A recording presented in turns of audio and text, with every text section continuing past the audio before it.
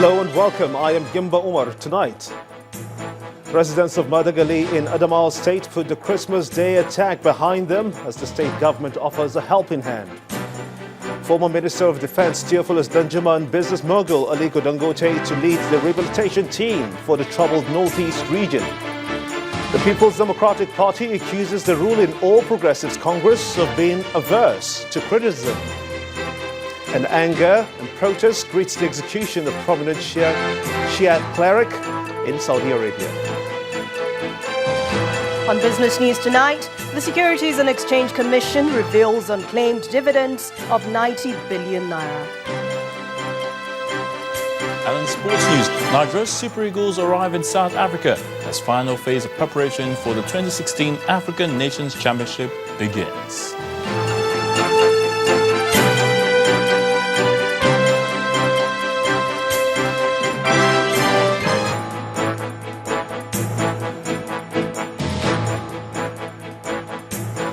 We begin tonight from Nigeria's northeast region in Madagali, the headquarters of Madagali local government area of Adamawa State, where residents are still recovering from the twin bomb blast that rocked the town on Christmas Day.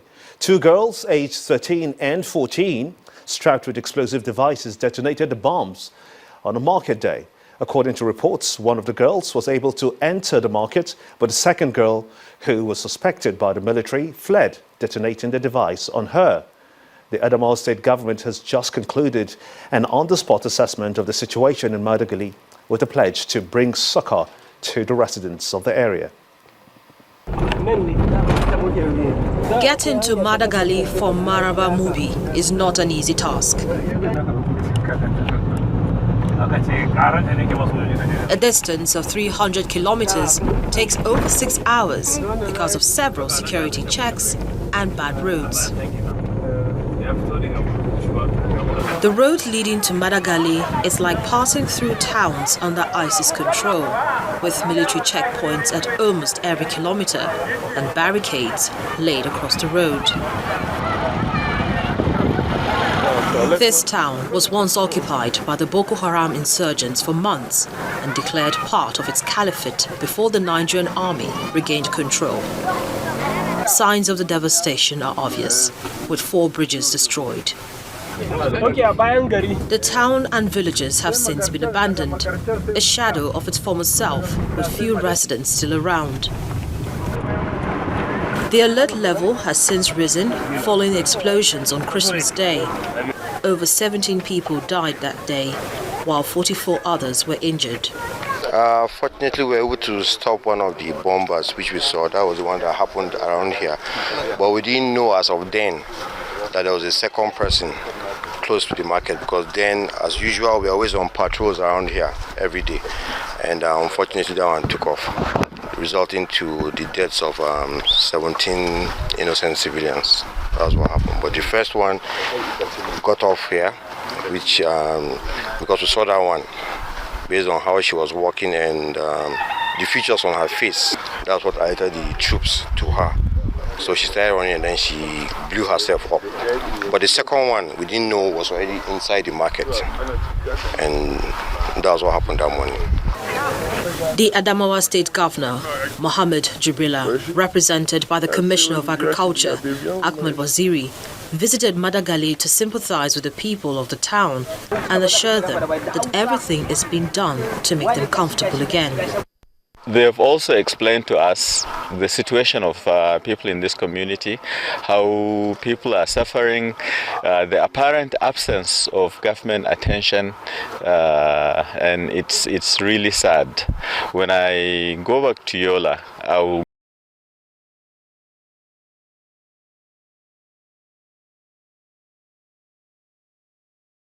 gradually returning to normal before this recent attack. Around 8 a.m., we heard a loud bang. We assumed it was a vigilante on their regular patrol. Little did we know it was the sound of an explosive device brought in by 2 ladies. The ladies came pretending to buy mosquito repellent. One of the vigilantes noticed a suspicious movement, but before he could report to the superior officer, the bomb exploded. Those who were wounded in the blast are being treated at the General Hospital in Mubi and the Federal Medical Center Yola. There is an uneasy calm now in Madagali, and the Nigerian army has reinforced security in and around the town.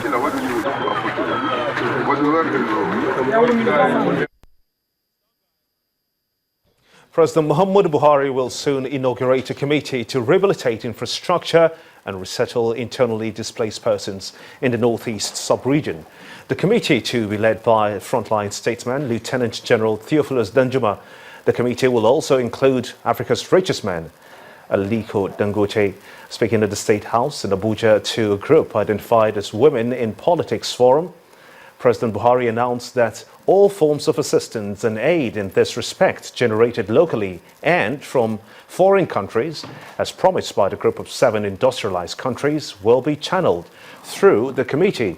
He said the fight for the return of the Chibok girls is ongoing and continues to be one of the most worrying issues of the federal government. President Muhammadu Buhari says that his administration will do all within its powers to ensure the freedom of the kidnapped girls. In the meantime, some internally displaced persons in the northeast of Nigeria are still receiving donations from non-governmental organizations as efforts continue to alleviate their sufferings. In the spirit of the new year, the Nigerian Air Force Officers' Wives Association, Adamawa State Chapter, visited the Malchohi camp of the IDPs in Yola, the state capital, bearing gifts to them and bringing in the new year in a better style. Bags of clothing were donated to the camp residents, the first gift for the year. And we're being joined on the news at 10 by Mrs. Lola Longe. She's the Program Director, Child Health Advocacy Initiative. I want to thank you so much indeed for coming on the news at 10 at this time. Now, we have seen the number of internally displaced persons rise in the IDPs, becoming overwhelming. Do you suppose that we can contribute as a people to help them in this situation? Yeah, when we look at the situation in the camp presently, I think it's quite worrisome. The number is increasing, like you just said. The women are not in a good situation. The children are obviously not in a good situation as well. So all hands must be on deck to support the government. We must see what we can do to work closely with government. I'm happy the NGOs, the religious bodies are going there. They are supporting them, donating. But I think the government should also try and then step up the situation at the camp, make the place more habitable for them. I read in the papers some were not happy. They were spending Christmas there. They were spending the New Year there. So we need to try and see how we can make the place comfortable for them to stay, which means a situation where the children can have access to education, a situation where the environment is free of any form of disease or infection, where they have access to potable water, where the pregnant women can have good antenatal care, where they can have delivery, where the babies can be immunized, where they can have good food to eat. I think the government will need to support more, and then, of course, everybody should come together and see how they can support the government to help the IDPs live a fulfilling life. In your view, which groups in the IDPs will be most vulnerable, and your organization, Child Health Advocacy Initiative, can participate to help? Yeah, I'll be looking more at the women and children.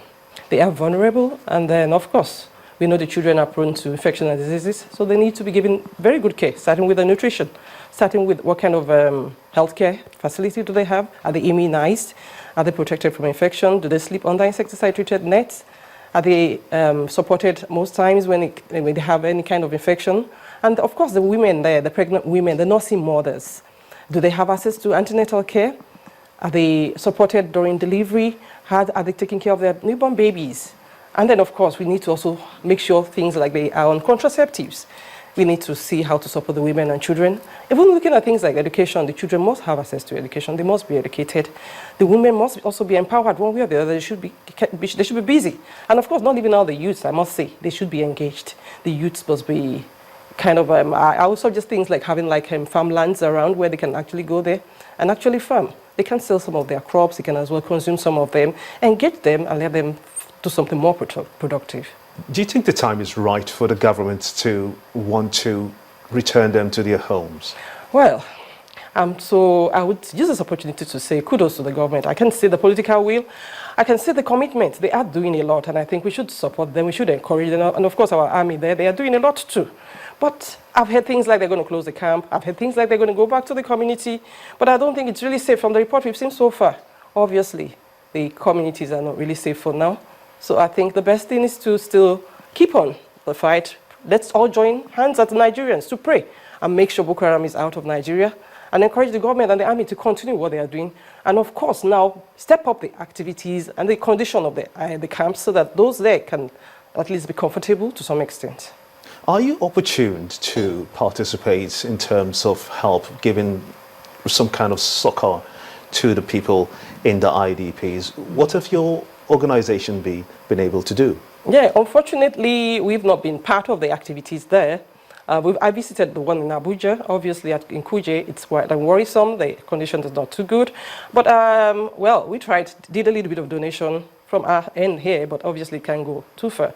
So we hope all like international organizations, religious bodies, private sector can come together, work together with us as an NGO, Childhood Advocacy Initiative, and we go there. We are looking at even the women. We're looking at how we can offer antenatal care to them. We're looking at how we can teach them breastfeeding skills so that they can breastfeed the babies properly from birth. We're looking at how we can teach them things like sanitation and good hygiene.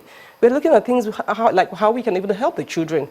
Also be very, very okay there. So I believe with support out there from the government, from private sector, from international NGOs, working in collaboration with us, we should be able to make a difference in the lives of the IDPs. You said you've been to one of the IDP camps. Yeah, that's the one in What Kuji. did you see in terms of the facilities there? I'm curious. We're looking at the situation there. Well, I didn't see things like having good toilets, potable water. They were just sleeping in the open air. And it was like, oh, there's no way especially women and children won't be prone to infection, especially the pregnant women. The situation health-wise is just obviously not the best.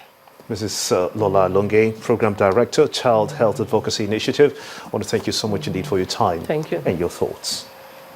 In part two, after the break, in continuation of our review of the year 2015, education comes under focus.